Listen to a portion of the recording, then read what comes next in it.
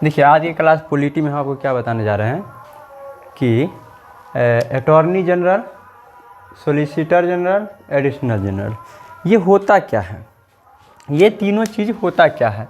Attorney general क्या होता है, महान्यायवादी। सॉलिसिटर जनरल क्या होता है, एडिशनल जनरल क्या होता है। ये तीनों व्यक्ति क्या होता है, सरकार के सहायता करने के लिए होता है, सरकार के सहायता करने के लिए, सरकार के सहायक होते हैं।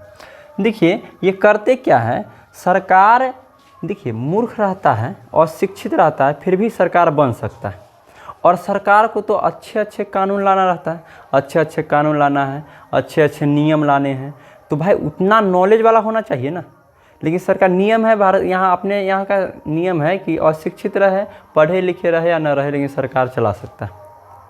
तो वो अपने सहायता के लिए संविधान के अनुच्छेद 76 में ये कहा गया है कि सरकार कोई सहायता के लिए, यानी कि कोई भी नियम कानून पारित करने के लिए, कोई अच्छा सलाह देने के लिए, कोई अच्छा कानून लाने के लिए, किसी विषय पर अच्छे से माने क्या कहते हैं नियम कानून लगाने के लिए कुछ व्यक्ति को नियुक्त किया गया, जो सबसे बड़ा अटॉर्नी जनरल को नियुक्त किया गया, और इसके सहायता के लिए सॉलिसिटर जनरल को नियुक्त किया गया, और इसके सहायता के लिए एडिशनल जनरल को नियुक्त किया गया।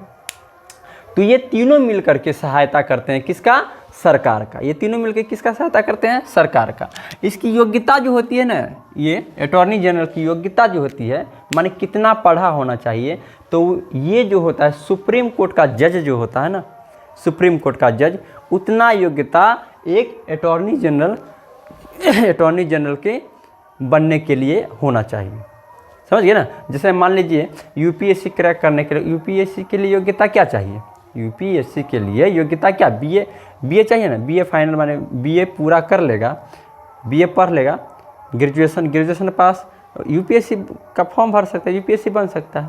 तो ये कोई ज़रूरी है कि जो बीए कर ले वो कोई अधिकारी हो गया, ऐसा तो नहीं हो सकता है। वो कहाँ, यूपीएससी कहाँ, योग्यता तो सेम है दोनों का।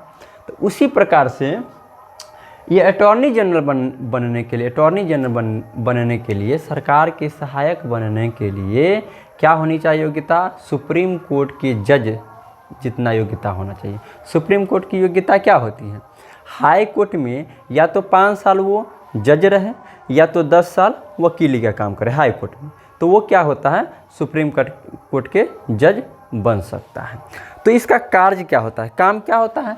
देखिए अटॉर्नी जनरल जो होता है सरकार के सहायता करता है पूरी तरह से, लेकिन छोटे मोटे काम जो होते हैं वो इसका छोटे मोटे कामों को करने के लिए सॉलिसिटर जनरल होता है, और उससे भी छोटे मोटे काम को करने के लिए एडिशनल फाइल उल भरने के लिए, फाइल उल इधर से उधर रखने के लिए एडिशनल जनरल होता है।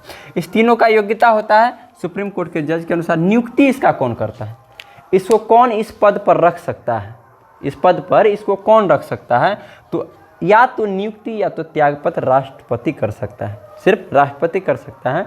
किसके, प्रधानमंत्री के सहयोग से। अरे नाम के लिए राष्ट्रपति सरकार चलाता है, लेकिन मेन काम तो प्रधानमंत्री ही करता है, कुछ भी करना रहता है तो प्रधानमंत्री से पूछ के करता है। तो अगर इसको त्यागपत्र देना रहेगा तो राष्ट्रपति को देगा, नियुक्त अगर करना होगा तो राष्ट्रपति करेगा।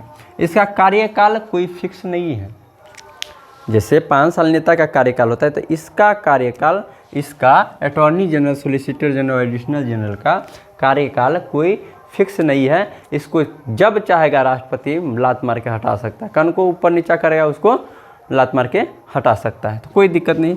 उसके बाद ये हो गया। अब देखिए इसका कार्य क्या होता है, काम क्या होता है इसका, तो बहुत सारे काम होते हैं। सरकार का प्रथम विधि अधिकारी होता है। सरकार कोई भी विधेयक लाएगा तो वो किसका, कौन इस पर विचार करेगा, तो यही करेगा। कौन करेगा, अटॉर्नी जनरल करेगा, समझे। उसका सरकार का प्रथम विधेयक, सरकार का कानूनी, माने सरकार को अगर किसी पर केस करना, सरकार को अगर कोई कानूनी अधिकार है, जैसे मान लीजिए कि निर्भया कांड में किसी को फांसी देना है, या कुछ भी सरकारी जो नियम कानून लगाना है, कानूनी अधिकार जो है कानूनी निकालना है, तो वो यही करेगा।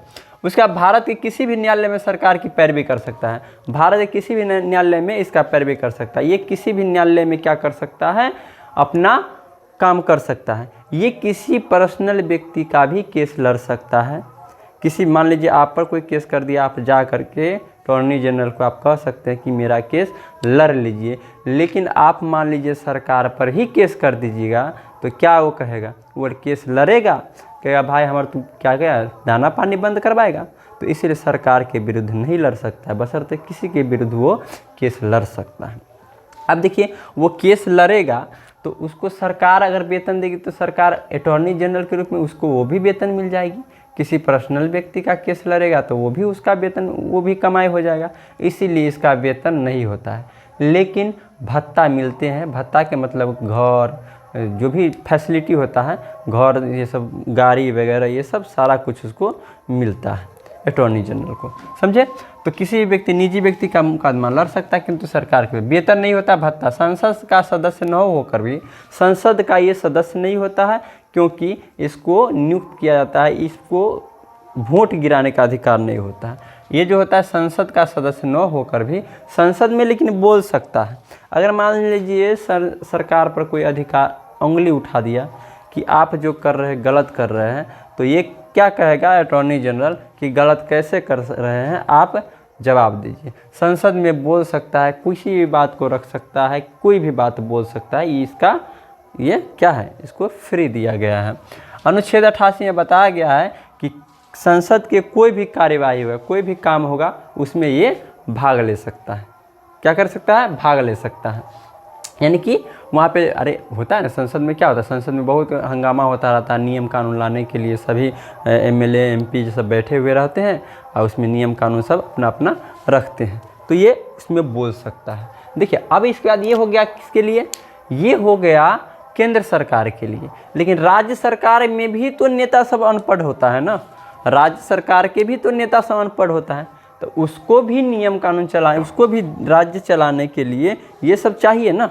तो अनुच्छेद 76 में केंद्र सरकार के बारे में दिया गया है और अनुच्छेद 165 में राज्य सरकार के बारे में दिया गया है। इसको कहते हैं महान्यायवादी और इसको कहते हैं महाधिवक्ता। महाधिवक्ता एडवोकेट जनरल, समझे। अनुच्छेद 65। बाकी बात काम इसका भी यही होता है। बात समझ गया? तो ये बस यही होता है। इसको आप स्क्रीनशॉट कर ले लीजिए, ये आपके लिए बहुत इंपॉर्टेंट है। अब हम बताएंगे आपको अगला क्लास में दूसरा चीज़। तब तक के लिए जय हिंद।